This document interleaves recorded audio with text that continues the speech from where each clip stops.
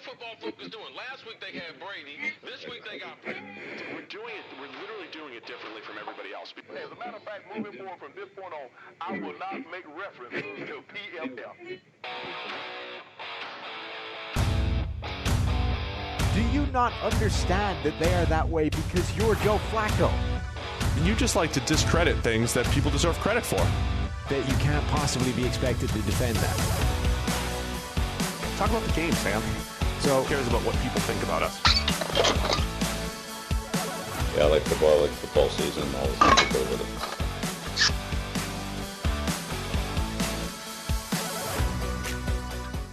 it. Welcome into the PFF NFL podcast. Steve Palazzolo over here, Sam Monson over there. How you doing, man? Hey, Steve. How's it going? Great, man. Not in person. How's quarantine for you? Not too bad. Not too bad. We're all getting by, staying positive. We got to get right into the action. Okay, here's the deal. It's Monday afternoon. Yep. We are going to react to everything we've known so far. Franchise tags, early free agent rumors, signings, releases, all of that stuff. And there'll be some breaking stuff going on right now, like Teddy Bridgewater potentially going to the Bears to start. So you want to circle back to that, Sam? Yeah, well, as also just one other production note, as is obvious, we're not in the studio. We are, I don't know where you're in your attic. Is that where you are? I'm in my basement office. Sorry. Yeah. I'm in my office, which is also my basement. Ironically, right? That's the PFF criticism, just geeks in their basement. So I'm actually there now.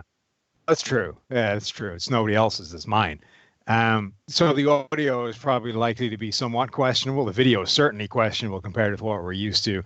Hopefully, though, the audio is a little bit better than it will be, or a little bit better if you're listening to the podcast just audio form than it is if you're watching the video as well. We tried to improve that, and we'll see how it goes.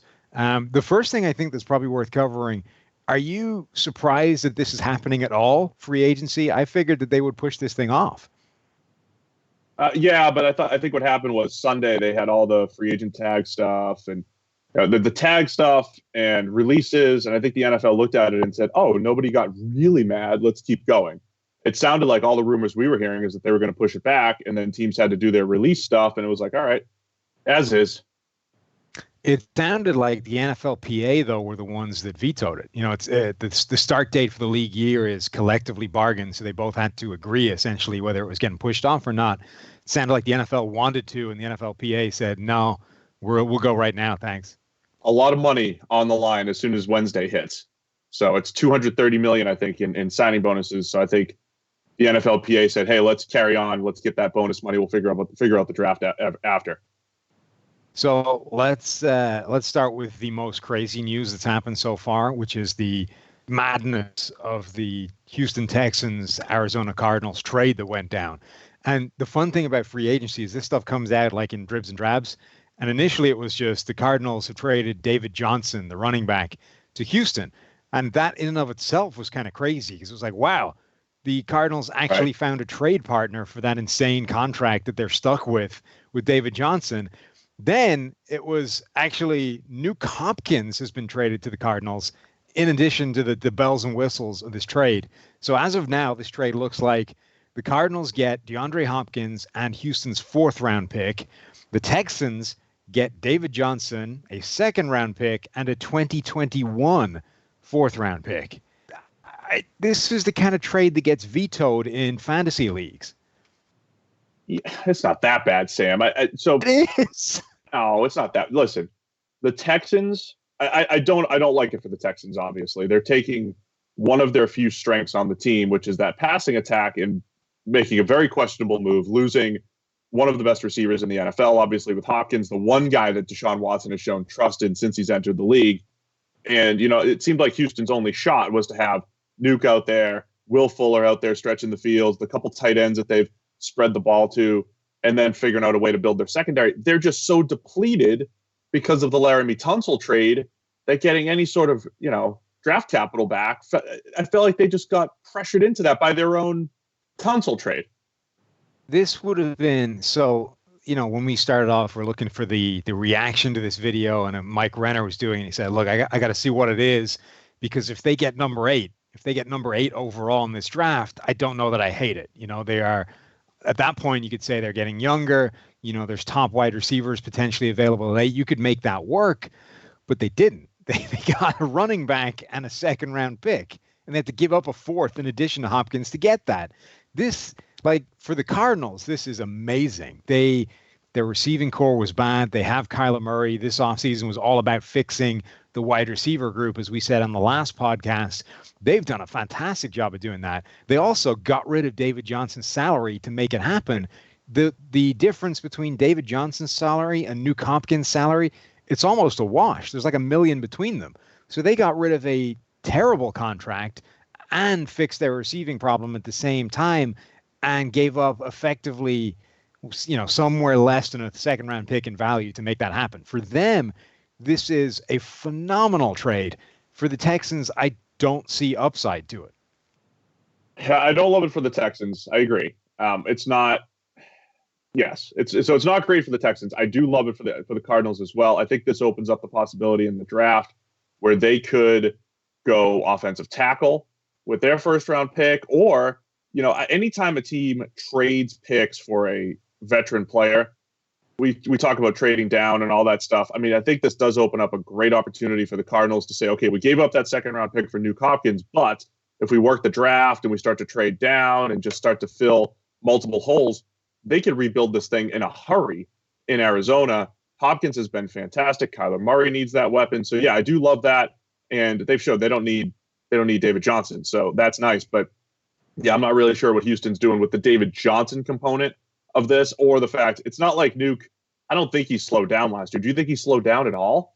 No. Last year? So no, I mean, I think what he did the year before was sort of unsustainably amazing. I think last year he was still really good, just not quite as crazy as he was the season before. That's the only thing. Teams sometimes get out a year earlier, and I just don't know if this is the case with Nuke Hopkins, right? When teams trade their star player and it's like, oh, well, you look back at it and, hey, they got out a year early. That's okay. I'm not sure we're going to be saying that with Hopkins here for a second rounder. No, in particular.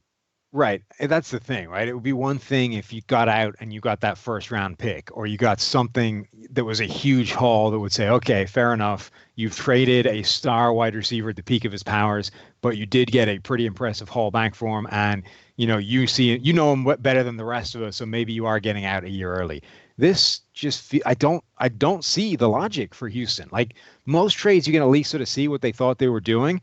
I have no earthly idea what they're doing here. And the running back part of it, I honestly think the Texans are just one of those teams that don't appear, they either haven't learned yet, or they think the data is wrong in saying that the running backs are, interchangeable. They're not the driving force behind rushing success.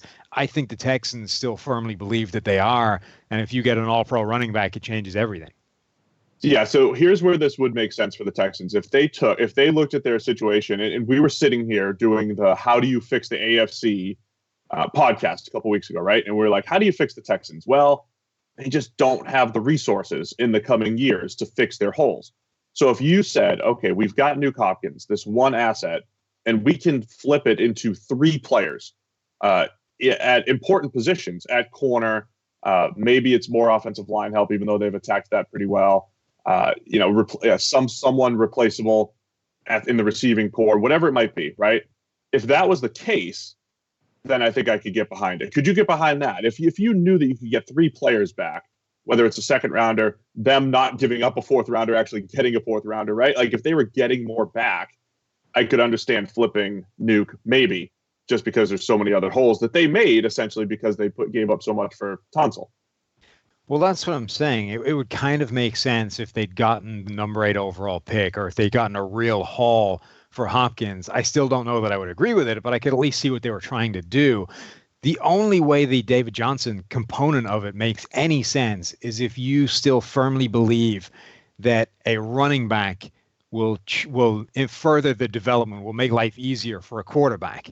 And that's a way of thinking that a lot of people had a reasonable time ago. I think there was a period of time where people did think that, you get a top quality running back, a top quality running game, and quarterback's life just gets immeasurably easier. But all the data right now says that that's actually not true. That's not the way the interplay of these elements actually works. And, running backs are benefiting from the situation, not the other way around. So I think the only way it makes any sense is if they think David Johnson comes in and behind this improved offensive line that they've constructed, he gets back to being an all-pro running back, and that's what makes Deshaun Watson's life easier. But there's almost no conceivable way that he has a bigger impact in making Watson's life easier than an all-pro wide receiver does. Nothing sums it up like the PFF Twitter account right now going with the crying Jordan Deshaun Watson. Yes. Is that it? Should we leave it at that? I think that nailed it. Deshaun Watson would prefer that free agency was postponed until May. They did bring back Bradley Roby as well for Houston. There was a lot of money for Roby. He was one of those guys you had highlighted as like, hey, under the radar free agent. But when you're talking, I think it was $10 million plus a year, a little on the risky side there as well, right? Yeah, although, I mean, that's kind of what last year I think he signed for 1 year, $10 million. It's kind of the going rate for a guy is going to play. It's just a case of how long you want to tie him down for. I don't hate that move. I think that's kind of, look, there are a bunch of these reclamation projects at corner. Roby is talented. I think he's definitely a guy you could see how it works out. So I don't hate that deal. I just don't understand what on earth they're doing with the Nuke Hopkins, David Johnson deal. The other biggest thing that I think we should definitely cover is the moves the Vikings have made. Because the real biggest thing is Tom Brady probably not going to New England, but we'll get there. Right. A lot of the other moves that have kind of come out so far have been expected franchise tags, whether it's Dak Prescott, whether it's, Shaq Barrett, a bunch of those guys. But the Vikings kind of did something that I didn't think many people saw coming, which is they re-signed Kirk Cousins. And apparently were so pleased with the way this 3-year fully guaranteed contract went the first time around, they've basically decided to do it over again and tack 2 more guaranteed years or 1 more guaranteed year, and then a third that becomes guaranteed at the end of next year onto the back end of this. What do you make of this deal? The thing with Cousins and the Vikings and even the Tannehill back to the Titans deal, I keep thinking, okay, what was the alternative? What was the other option that they had? And I think we go back to this whole mid-tier quarterback concept and everything. And I think the Vikings said, okay, we've got one of these guys. He's coming off of his best year. If you build a team around him, you can win. I know what happens when you have to put everything on him and it's a road game and all that stuff. And I know we got over the hump a couple times last year. But I think that's just what they're saying is, look, we fixed the cap a little bit for this year, freed up some space. They got some other money that's going to come off the books in the coming years, and they're just saying, hey, we're not going to find much better than this. Don't have a premium draft pick. We're going to build around Kirk Cousins these next couple of years. But again, I think you have to look for the next quarterback along the way for that strategy to happen. Because if you stumble into one, then you figure out what to do there, and you have some options instead of being stuck with Kirk the next time around.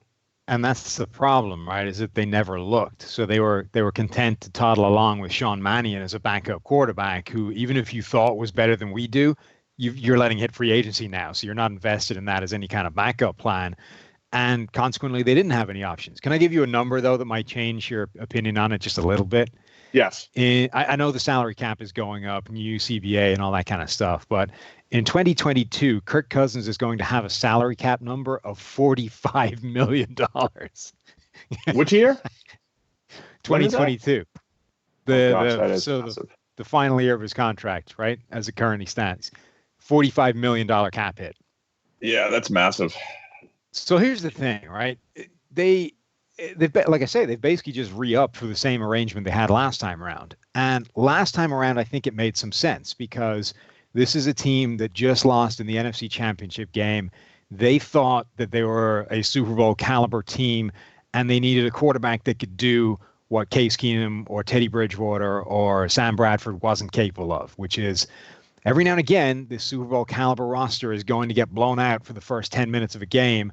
And we need an alternative answer. We need a way of coming back from a 14-point deficit in one of those games at the critical time.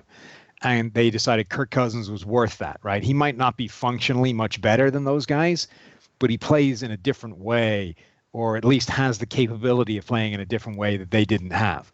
So the idea was, as long as this roster is in really good shape, we get a quarterback that's capable of making the difference, and we're a functionally different team.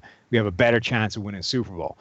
The problem with that is you tie up so much money in Cousins that you have so little margin for error when it comes to building / maintaining the other 52 guys on the roster. And we've seen the defense start to fall to pieces. It's not bad from an overall unit standpoint because Mike Zimmer is still the head coach, but their cornerback situation is a mess. Their defensive line has eroded and is eroding even further. They've just released Linval Joseph. Everson Griffin voided his contract, so he's gone.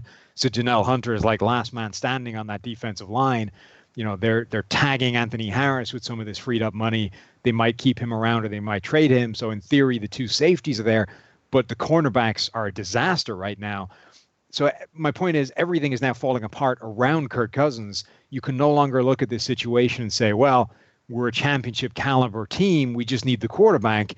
Now you're not. Now you're like an average roster, and you just have you re-upped for the giant amount of money to invest in Kirk Cousins, but the situation has changed. Now you need him to actually be more than the guy that can steer the ship and elevate in a game or two. You actually need him to be dragging a worse roster to a better performance, and I just don't know that he's got that in him. Yeah, no, that's a fair point. I mean, again, I come back to like, what are the alternatives for the Vikings? And, Cousins was pretty good last year too. And I think a lot of what happens with teams is that maybe they're not able to see that really big picture view. Our big picture view when we looked at the Ryan Tannehill deal was like, look, he really only had 3/4 of a season. That was awesome. That's all we've seen in his career. Are the Vikings looking at this and saying, hey, since week 2, he's the number 2 graded quarterback? Not that they're directly using our PFF grades, but they saw him perform at a pretty high level, get over the hump a couple times. Hey, you won some primetime games. Hey, you won some road games, all this stuff. Are they just buying into the fact that Kirk Cousins is this top 10, 12 caliber quarterback rather than a guy that's really 14th or 15th and in any given year looks like he's 8th, looks like he's 22nd, like so many other guys? So what's really interesting is I think he was actually better than pretty good last year. I know you can't do this, right? But if you take out the week 2, the worst game of the season, the absolute disaster against the Packers, his overall grade last season was over 90. That puts him in like the top 3 of PFF grades. It puts him right there with the insane Tannehill half season and, the Mahomes at his, that's basically all pro level. But he was genuinely pretty spectacular last season. The question is that it's always like, if something new happened and the guy plays at a certain level, well, those two things are 1 for 1, right? We made Shaq Barrett a starter. He got 20 sacks. Ergo, starter Shaq Barrett is a 20 sack a season kind of guy. Kirk Cousins has a Kubiak offense now, suddenly plays at 90 for almost all the season. Ergo, Kirk Cousins is an all-pro. No, I mean, he's going to regress, right? He's probably going to be, let's say he regresses to the point where where his grade is, if you include that Green Bay game, and it goes from 90 to like 85. 85 is still not good enough to drag a roster that isn't capable of doing it beyond where it's going to go. I mean, there was no clearer example of that than when they played the 49ers, right? The 49ers did assemble a genuine Super Bowl caliber roster. They had a quarterback that wasn't, dramatically better, if any better, than Kirk Cousins, and the Vikings were just outclassed from start to finish. So if you run up against one of those teams, or if it's not a team like the 49ers whose roster is markedly better, it's a team like the Chiefs whose quarterback is markedly better. If you run up against one of those two styles of team, Kirk Cousins is not the guy that's capable of elevating to beat them. Here's the interesting thing around the NFL, to your point here. The Kubiak system, the Shanahan system, these really good, consistent systems through the years, the ones that are play action driven, they have a history of turning mid-tier quarterbacks into very productive players. Matt Schaub, if you look at the all-time statistical rankings, is really high because he played in the Kubiak Shanahan scheme that helped elevate their performance. We saw what Jared Goff did in Los Angeles. We saw what Jimmy Garoppolo did with the 49ers. If you have this history of elevating quarterbacks, we've seen what Kubiak did with Brock Osweiler, Sam. He made Brock Osweiler like a coveted player out on the open market by one team at least. But, yes, the same team that just made the trade we can't understand. I know. But my point is, if you have that history, why would you ever lock up the quarterback unless it was that truly elite top 5, top 8 quarterback, which again, I don't think Cousins is year in, year out. So overall, the Vikings going to take a step back before they take a step forward, just to wrap them up? Well, so the thing is, that wasn't the only move they made, right? As I said, they tagged Anthony Harris. In theory, that's a really good move. They they extended Dalvin Cook. They extended CJ Ham, fullback. That's his first move. Huge. We got to make. And we just got a little message pop up on our Skype saying too much Vikings. Even when I typed it, Sam. You typed it. I thought that was production notes. I thought we were still getting heckled from the wrap it up from the gallery. Okay, so they extended CJ Ham, they extended Dalvin Cook, and they tagged Anthony Harris. But it's still a high wire act that they need to nail this offseason, right? They need to find cornerbacks from somewhere. They need to find defensive linemen from somewhere. They need to patch up the areas that have gotten weak. And only if they do that can Kirk Cousins have a chance to do better than that. All right, let's get through as much news as possible, yes? We got to hit. What do you think? Tannehill's got to be the thing we got to hit next. The Titans scenario. All right, so the Titans, I misunderstood at first what the deal was, but essentially, the first year doesn't look too bad for Tannehill. They can get out after the first year, but if they do that, the second year is also guaranteed. So essentially, they're on the hook for about 36, 37 million, right, over the first 2 years. So if they did want to get out after 1 year, it would cost them essentially 2 years worth of QB salary.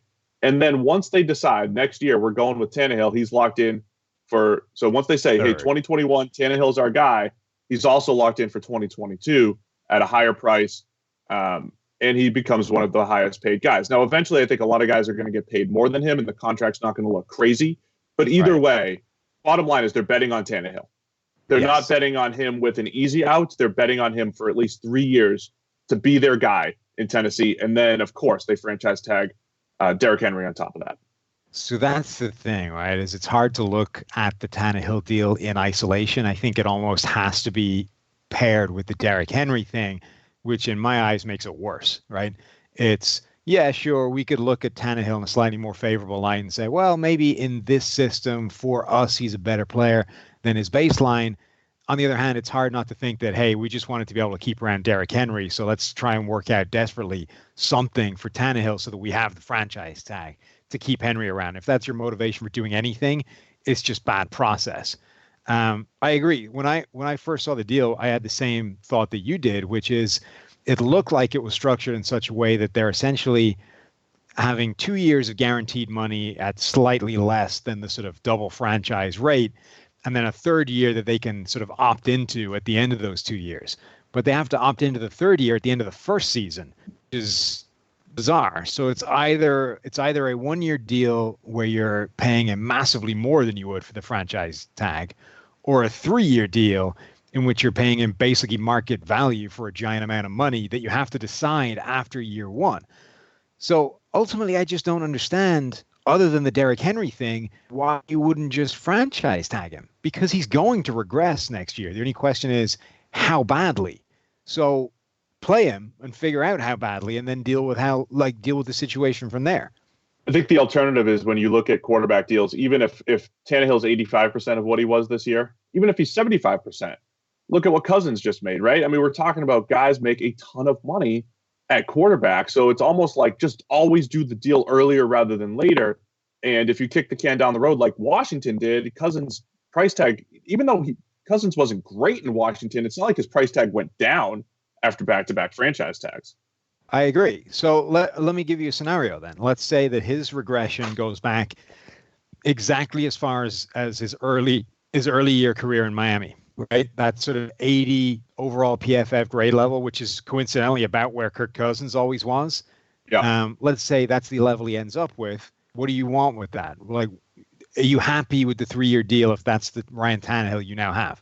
I don't know. I mean, we always talk about this stuff in a vacuum, right? Like we're making moves for all 32 teams. I think it's challenging when it's like when you're sitting there and here are our options, right? We've got Tannehill. Tom Brady's on the market, but we have no idea how that's going to play out, right? Other guys, Phillip Rivers, they're all on the market, but we have Tannehill here where we have to make a decision on him first. I think internally with teams, there's a comfort level of saying, here's the quarterback. I know what I have. Here, let me build around him, right? I know that he needs another weapon, or I know that we need defensive help to complement, whatever it might be, right? So I think there's that comfort level with, okay, we got our guy locked up for 3 years. Now every move that we make is supposed to go toward building around him, which again, we always come back and say, while you're doing that, you got to be eyeballing quarterbacks too, because if you stumble into a Justin Herbert late first round, if he was available there and he ends up being good on a rookie contract, okay, then there's value there. It's a tricky situation when you have the quote unquote mid-tier quarterback. It is, but the other thing was the point you were making, I think, all the last 2 podcasts, which is we're no longer in a world where finding a below average quarterback is hard, right? Like there used to be a massive drop off between the sort of solid starter and the next tier of like disastrous backup. That used to I have made that point. That's a good point. A massive yawning chasm, and now it isn't. So now you're in this situation where, and it's not just Tannehill, right? It's a Tannehill. It's maybe even a Dak Prescott. There's this group of quarterbacks where those guys all want monster money, a Kirk Cousins, but are they worth it? At some point, you have to say, well, look, the difference between this guy and the random Jacoby Brissett that I can get off the street is smaller than the difference between the amount of money I can pay that guy and the amount of money I'm stuck having to negotiate for here. It's actually worth more to me to save all this cap space and build around the guy that's closer. So I think with Tannehill, you're left with that debate, right? At some point, what he wants is just not worth the level that he's going to regress back to. And given that's going to come, I don't see why you do anything other than franchise tag him, except for the fact that you wanted that freed up for Derrick Henry. Yeah, so here's the thing, too. Unless you're going to make good with the Derrick Henry 1 year money, is the franchise tag for him that crippling? We hate running backs. We don't think they're valuable, all that stuff. We said, hey, roll the dice 1 more year with Tannehill in the same situation. As much as we say that the run game doesn't set up play action, the rest of the NFL seems to think that Derrick Henry was the reason why this entire run was made by the Titans. They're going to game plan for Derrick Henry. All these things, it's almost like playing on their stupidity, kind of, right? If you just say, hey, we'll bring back Derrick Henry and make teams continue to stack the box and we'll run play action and extract that other year out of Tannehill. You know what I think? You know what I think it is more? It's like the thing we talk about every offseason, which is everyone assumes that everything will stay the same from year to year, except, the one thing you change, right? So it's, okay, we're going to have exactly the same team, and then our crippling flaw from last year, we're going to fix that, and therefore we're a Super Bowl team.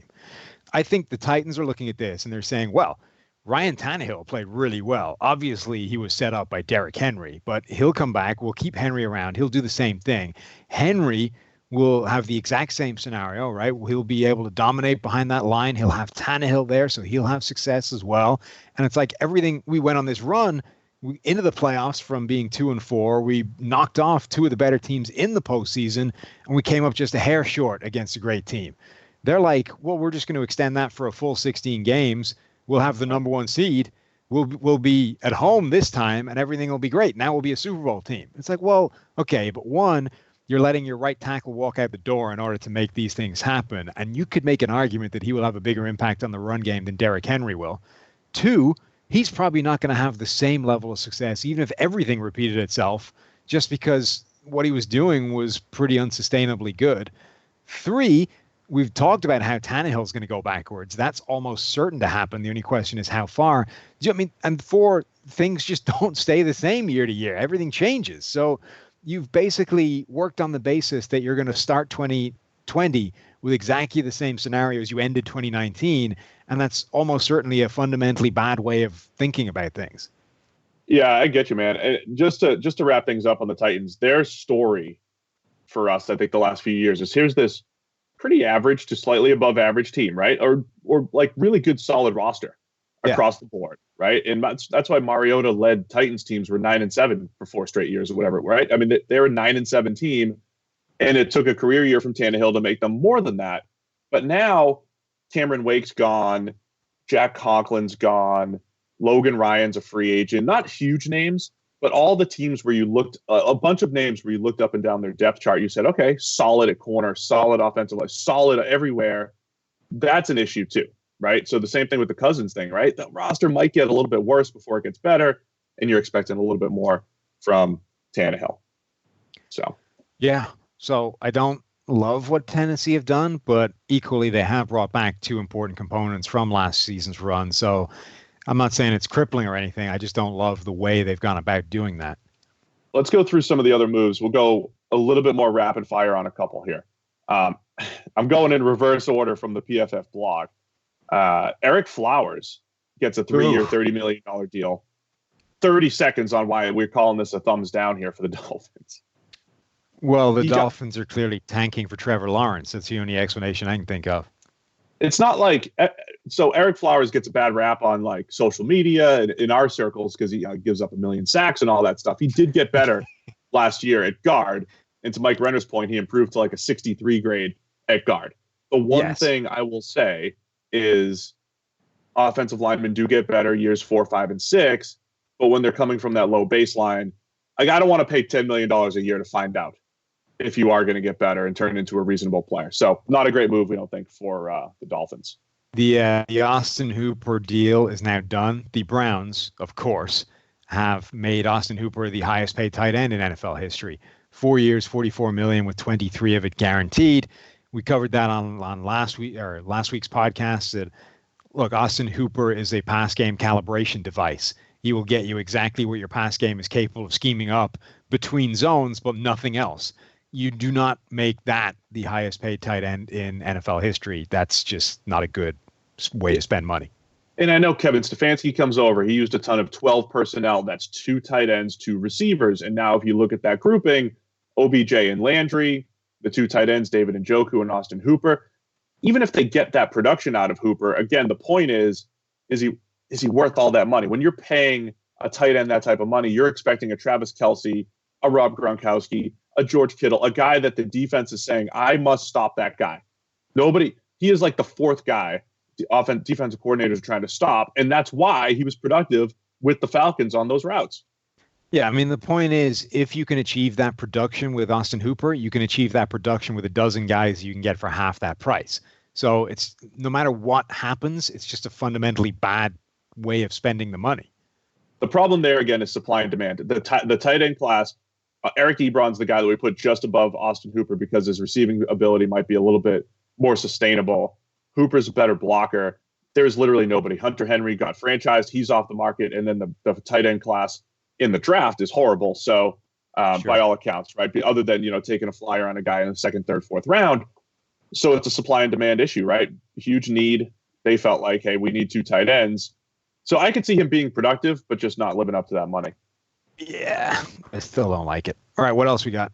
New England Patriots, all the moving parts there. So they surprised everybody franchising Joe Thuney, the left guard. They already have a ton of money wrapped up in Shaq Mason, the right guard. Now there's reports coming out that they're not actually looking to tag and trade Thuney. Like they're looking at a long-term deal there. And then there's all this fallout. They brought back Devin McCourty as well. They're running low on cap space. And if they don't re-sign Brady by Wednesday at 4, $13.5 million directly goes onto that cap, dead money for Tom Brady. And there's this report of Tom Brady's market drying up. Nobody really wants him. Are they going to end up back in New England? I don't know. I still think it's unlikely. I still think it's a natural separation point for Brady and the Patriots. It is interesting that Brady's market appears to be drying up if there was ever that robust a market in the first place. And I wonder how, I guess, given his age, it's a short-term deal, whatever. But I wonder how much last season is misleading teams, sending them in the wrong direction. So I'll look, because his numbers, I think, last year were way worse than his actual play. His numbers look like he fell off a cliff, but grading wise, I mean, he got worse, but he didn't get that much worse. And as I say, when you start to look at the tape, you put the blame almost directly at the feet of all the receivers. So I think Tom Brady can still play, but I wonder the fact that it's basically a 1-year deal or 2-year deal at most for anybody, how much that's scaring them off. I still think ultimately there's a few teams that should be in the market for 1 or 2 years of Tom Brady, almost regardless of the price, but we'll see how that manifests itself. I think it's interesting that for a second there, the Bucs were the favorite in Vegas to get favorite, and that was the one combination we said, man, that would be fascinating, but doesn't seem like it could be a great one on paper. Some really good receivers, but Bruce Arians' downfield scheme. My wife is texting me, though, that the Brady stuff's off the books in Vegas now. So nobody knows anything still. This is what we're hearing. Okay. Nobody knows anything. It turns out the Austin Hooper deal may not have been as bad as we thought. It's only $23 million guaranteed over 4 years, but still $44 million total. You're probably going to end up paying, big money for over 3 years for him, at least. Yeah. Isn't that what I said?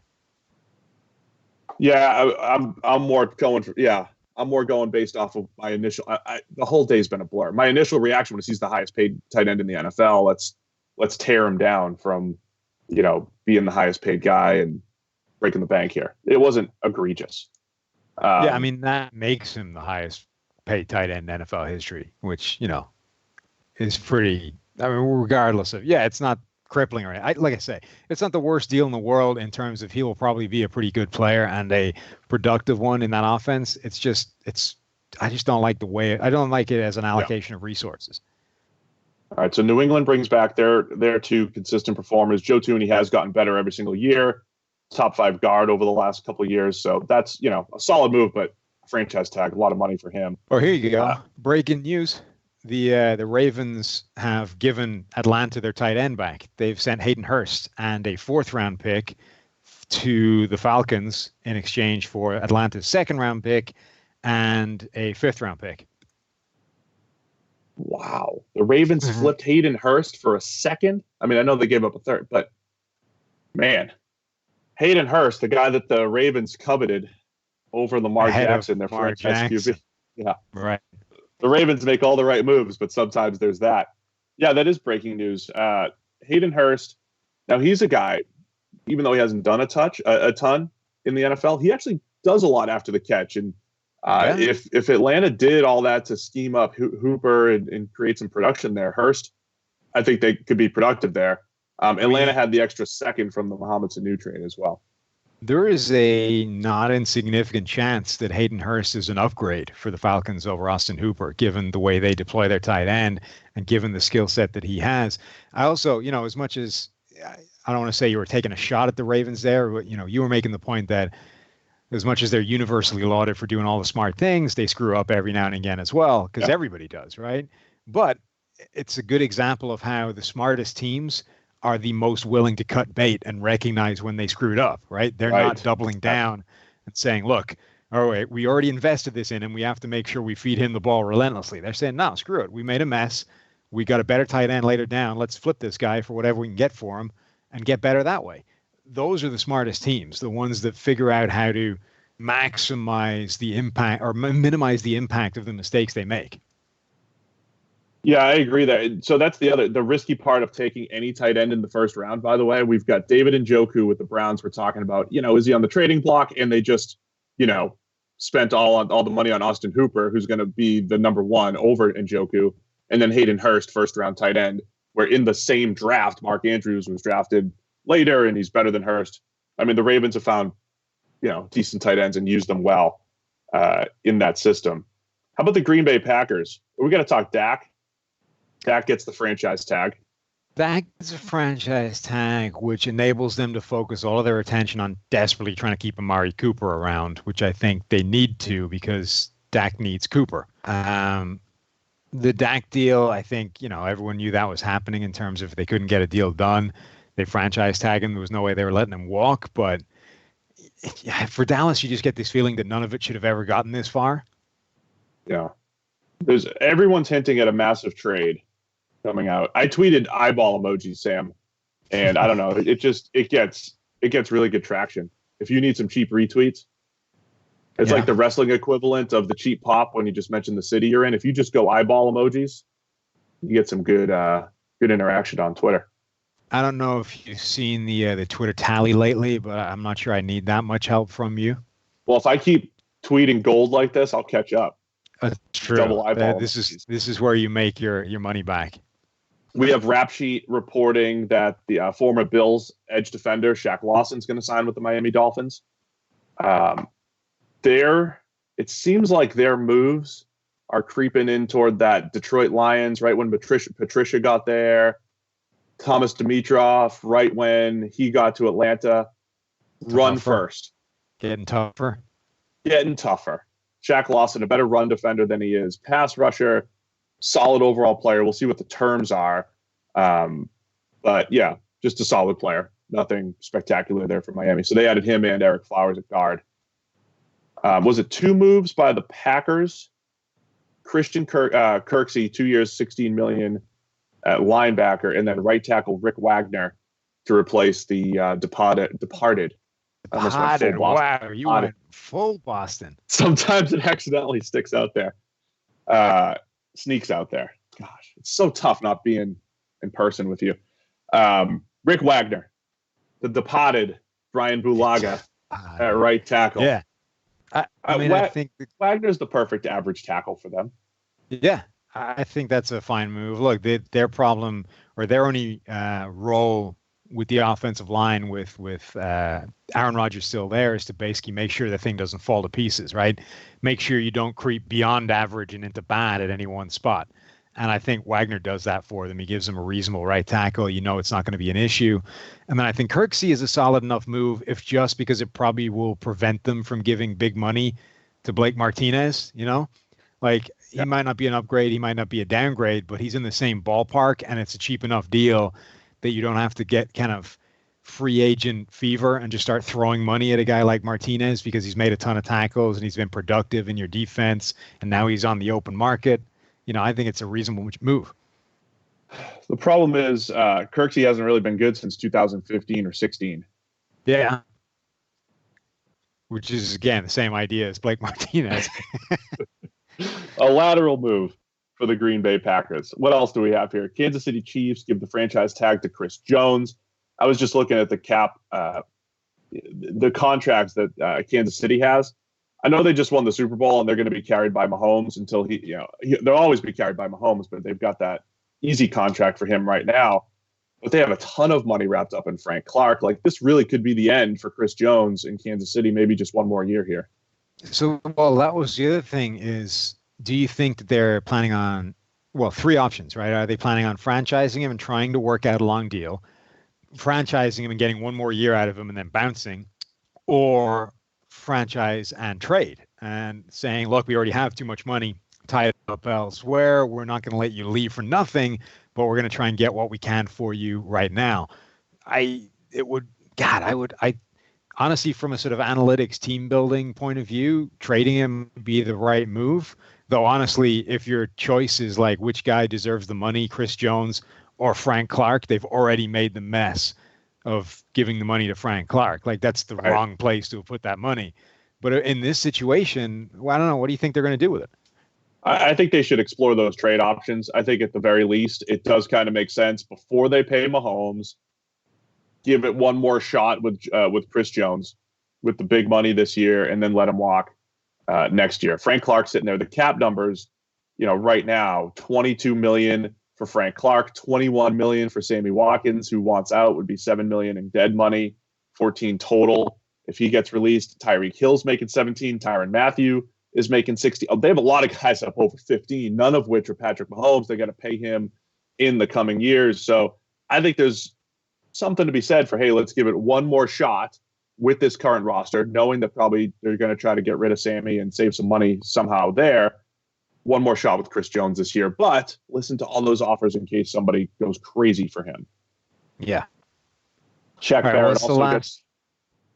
Go ahead. What's the last thing you want to hit before we get out of here? We got a hard out with all the chaos that's happening today. There's a whole bunch of franchise tags between Shaq Barrett, Leonard Williams, and Bud Dupree. I think Dupree, we said thumbs down. So what's the worst franchise tag application you've seen? Probably Leonard Williams. He's more valuable, I think, than your traditional run-first type of player. Like, he's a really good player. But given what else they have and all the holes that they have on that Giants defense, the least of their concerns is run-stopping interior defensive linemen with Dalvin Tomlinson and Dexter Lawrence already there. So this feels like the exact opposite of what we just lauded the Ravens for, right? They made a mistake. They realize really quickly they try and minimize the impact and maximize what they can flip the mistake for. The Giants make a mistake. They trade for Leonard Williams. They discover all season long that he's not making a massive difference to that defense. They already have what he brings basically already in situ. And instead of cutting bait, instead of minimizing the effect that has and saying, all right, we probably shouldn't have done that. We already set fire to the draft pick. They double down and they franchise tag him to keep him around. It's like you're making it worse. You've already made the mistake. There's no fixing it. Like, that's done.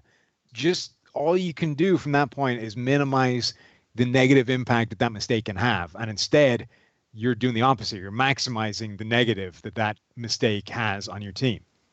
All right. We've got, about 4 minutes here, Sam? Yeah, about that. All right. Let me give 2 minutes on a couple things I like. You get a minute on something you like, and you get your finish here. Okay. I got more minutes than you. 2 things I loved. Indianapolis Colts re-signing Anthony Costanzo, 2 years, $33 million. They keep intact the number 3 PFF offensive line from last year. I think he's going to retire as a Colt, gives them some time to figure out his replacement. The whole offensive line's coming back. And then going back to the Ravens, I liked the move kind of on both sides, right? The Ravens trade a 5th-round pick to the Jaguars for Calais Campbell. He's one of the best run defenders, and he's now their best pass rusher, even with Matthew Judon back.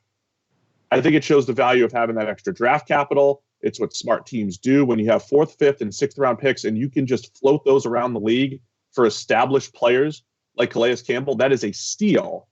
But I also think that the Jaguars got 3 excellent years out of Calais Campbell, did not get crippled by the contract, and then got out of it after 3 years. From a macro point of view, I think that was a pretty good move by the Jags, the Campbell signing for 2017.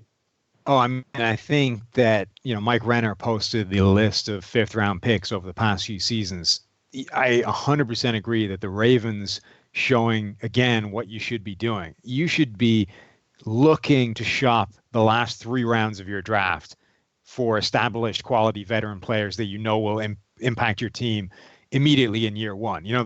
We talk about how you build you build in the draft, you try and assemble the best or the most number of picks you can. I think that certainly the first 3 rounds, first 4 rounds, you want to have as many picks as possible in those first 4 rounds. After that, I would be all for never picking beyond the 5th round or beyond the 4th round and just using those picks on guys that will actually not only make your roster, but make your team better the following year. So Calais Campbell is 33 years old at this point. Yep. But he's had 4 consecutive PFF seasons with a grade above 90. All of them came after he turned 30. He won the best run defender in the NFL award last season. He was still a pretty good pass rusher despite playing on the edge. The Ravens will presumably move him back inside, where he's been really effective in the past as well. So you're getting a top-tier interior presence on a team that doesn't have that many of them, despite that defense being in really good shape.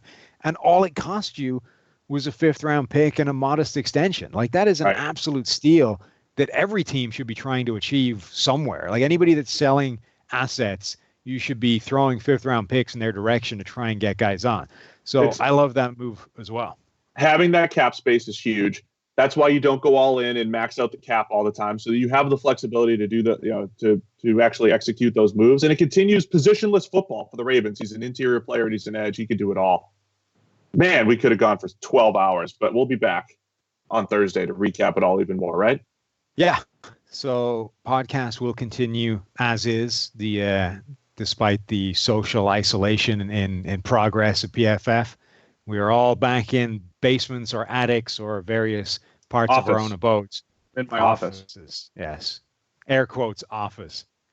All right, so bear with us. If you're watching the video, you can tell there's a whole bunch of crap on the walls in this place, because this is the only room in this house that I'm allowed to have things on the wall. My wife is more of a minimalist type of person. So this my office in here in the basement is just covered in crap on the wall. Mine, if you could see, is just going to be toys and kids running around in the back. So yours is the opposite. Yours is all bare. Yeah, well, the kids pull it off the wall. So my office turned into their playroom once we moved into the office, and I wasn't working here as much. So I moved back in. All right, man. Let's wrap it up. Yes. Is that it? All right. So we'll be back on Thursday. Stick with PFF all week. We got the PFF free agency tracker. Don't forget the promo code. It's NFL 2020. NFL 2020. 25% off every subscription at pff.com. this week. It's NFL 2020-2020. Go and check it out, please, because the NFL is the only show in town right now. Hopefully we can keep you guys entertained during this this crazy time. All right, guys. Thanks for tuning in. We'll be back on Thursday. Stay Hey, Sam.